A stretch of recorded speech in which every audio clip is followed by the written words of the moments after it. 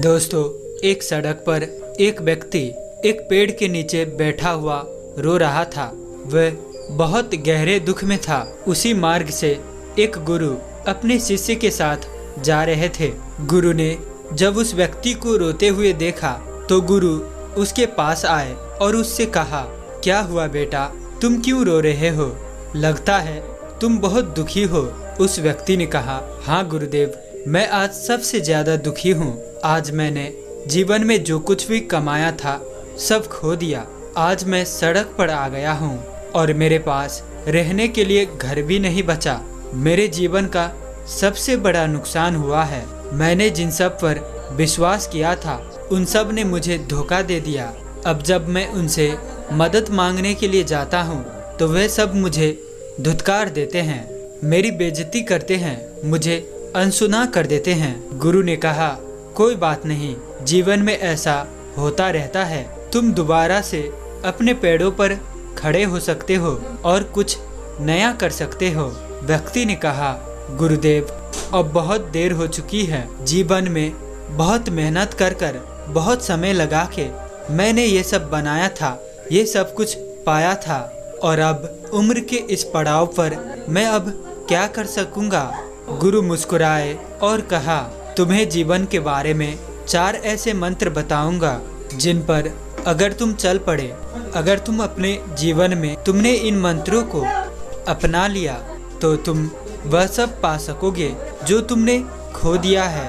और ऐसा नहीं चाहते हो तो ये मार्ग जिस पर तुम अभी बैठे हो ये तुम्हारे लिए बहुत अच्छा है। यह पेड़ भी अच्छा है, इसके नीचे तुम बैठे हो।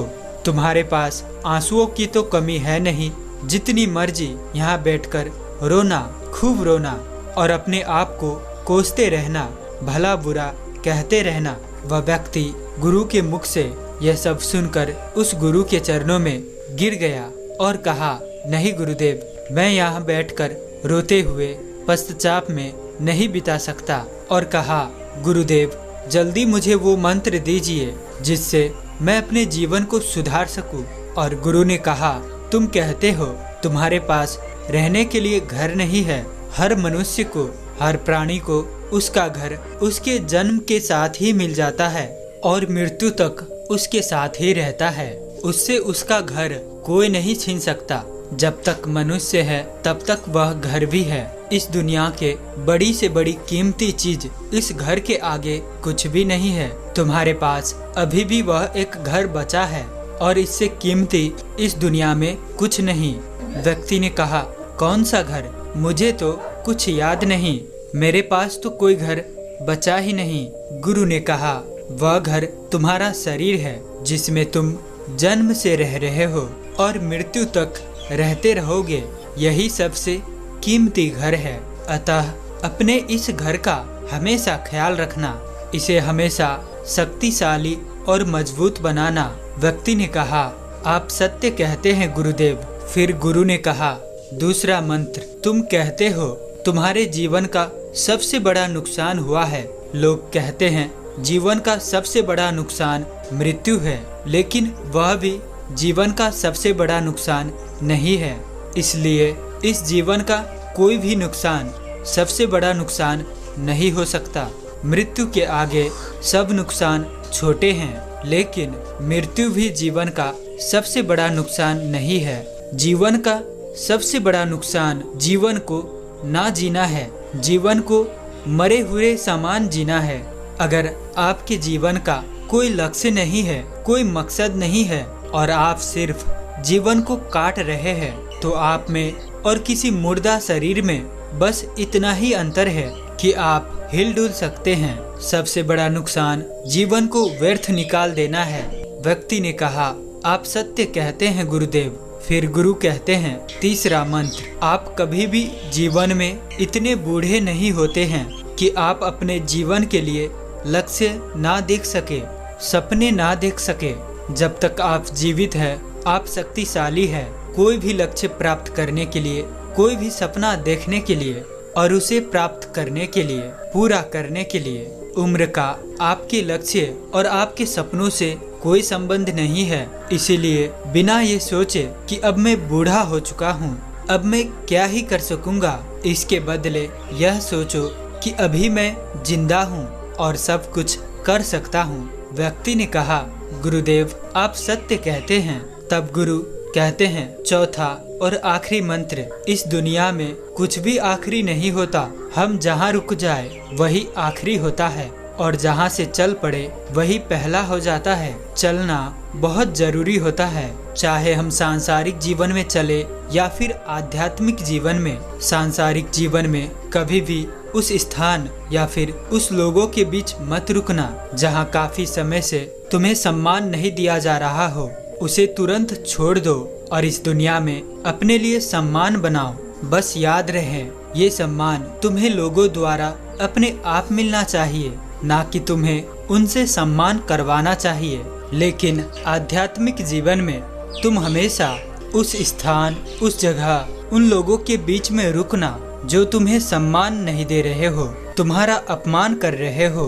यही तुम्हें बताता है कि तुम अभी अहंकार से भरे हुए हो या नहीं, तुम संसार को छोड़े हो या नहीं और तुम्हारे अहंकार को चोट पहुंच रही है।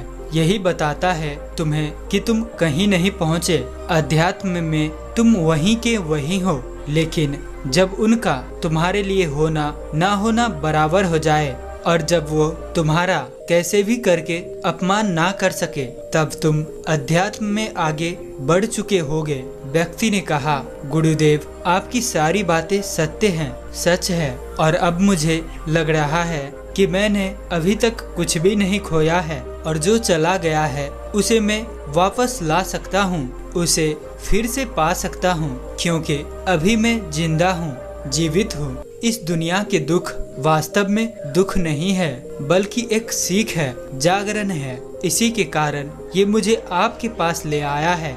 यही दुख हमें परम सत्य के पास ले जाता है, यही हमें जागृत रखता है, यही हमें होश में लाने के प्रयास करता रहता है। और इसीलिए जब तक मैं हूँ इस दुनिया में सब कुछ संभव है, मैं कुछ भी कर सकता हूँ, क्योंकि मैं अभी तक जीवित हूँ। इतना कहकर वह व्यक्ति गुरु को प्रणाम कर अपने मार्ग पर आगे बढ़ गया। वह जो रो रहा था अब आशा और परम शक्ति से परिपूर्ण था। हम अपने जीवन में भी हम उन चीजों के लिए रोते हैं जो हमें यहीं मिली है, और ये सच है कि वह सब यहीं छूट जाएंगी। किसी के पास कभी भी कुछ नहीं रहा है, चाहे वो ऐसी व्यक्ति हो जो बहुत बड़ा हो, जिसे भगवान कहा गया हो, या फिर गरीब से गरीब व्यक्ति हो, साधारण व्यक्ति, वह सब यही प्रकृति से लेते हैं और अंत में उसी को दे जाते हैं। तो इन चीजों के लिए दुख कैसा, लेकिन फिर भी अगर दुख होता है तो यह भी अच्छा है,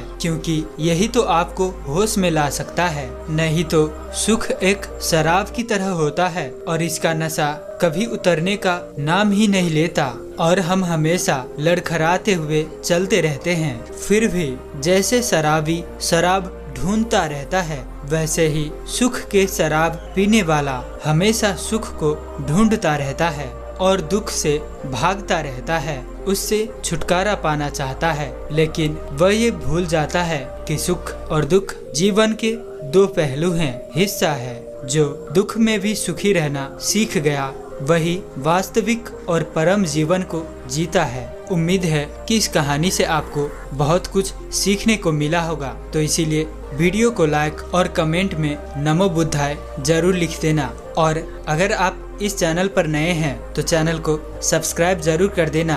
साथ ही साथ कहानी में अंत तक बने रहने के लिए मैं किशन शर्मा आप सभी का दिल से बहुत बहुत धन्यवाद करता हूं। तो मिलते हैं ऐसी किसी और नई वीडियो में, तब तक के लिए अपना ख्याल रखें। धन्यवाद।